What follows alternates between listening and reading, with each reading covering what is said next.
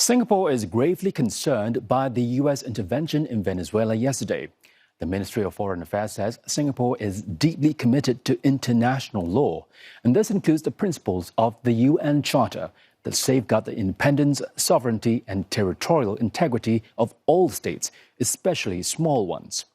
The ministry says Singapore has consistently opposed actions that are contrary to the international law by any parties, including foreign military intervention in any country.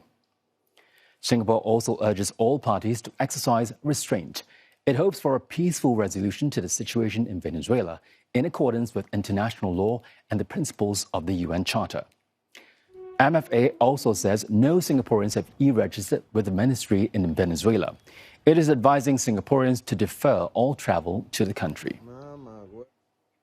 Venezuela is still reeling from the shock of yesterday's U.S. raid, which captured President Nicolas Maduro and his wife and sent them to New York to stand trial on drug charges. Footage shows residential areas and an airbase in Caracas hit during the operation, codenamed Absolute Resolve. Venezuela has since declared a national emergency, denouncing what it calls the extremely serious military aggression. Its Supreme Court has ordered Vice President Delcy Rodriguez to take on the role of president for now. But U.S. President Donald Trump says Washington will run Venezuela until a, quote, safe, proper and judicious transition is possible.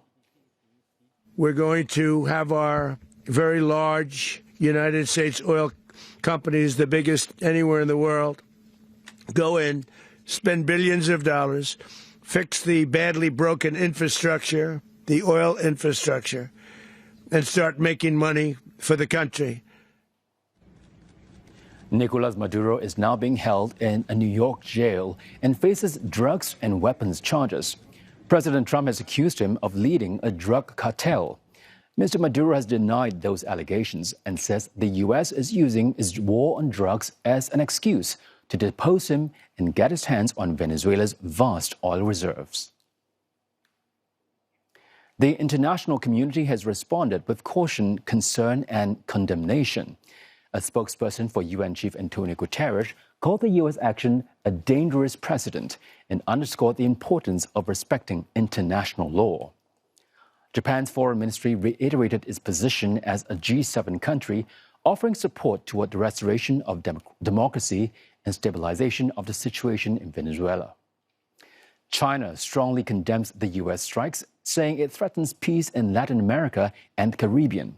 Beijing is calling for the immediate release of President Maduro. North Korea, too, denouncing the U.S. strikes as a serious form of encroachment of sovereignty. Malaysia says it opposes all foreign intervention in the internal affairs of other states, as well as the threat or use of force. Venezuela's neighbor, Brazil, condemns the crossing of what it called an unacceptable line and a grave affront to Venezuela's sovereignty.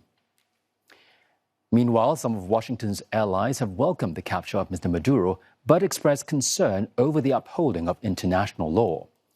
British Prime Minister Keir Starmer says his government regards Mr. Maduro as an illegitimate president and will shed no tears for the end of his regime. He stresses that the UK was not involved in the strikes. French President Emmanuel Macron also lauding the end of Mr. Maduro's regime, calling for a peaceful and democratic transition of power. His foreign minister says the U.S. operation undermined international law and that no lasting political solution can be imposed from the outside. German Chancellor Friedrich Merz says Mr. Maduro led the country into ruin, but he notes that the legal aspects of the U.S. action are complex and principles of international law must apply.